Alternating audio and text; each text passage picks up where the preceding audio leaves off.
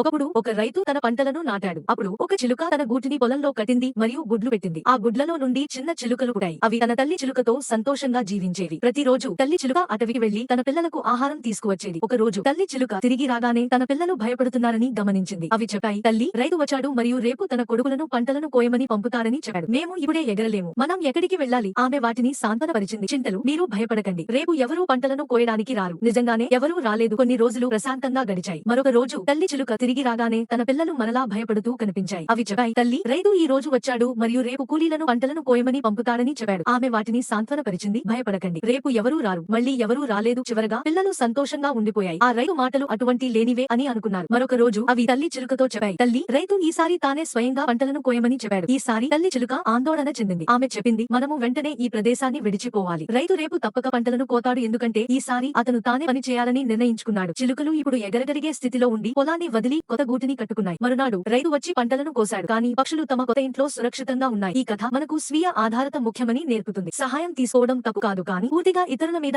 ఆధారపడటం పనిని పూర్తి చేయకుండా చేస్తుంది. మన కలలను సాధించడానికి వ్యక్తిగత శ్రమ మరియు నిర్ణయం అవసరం.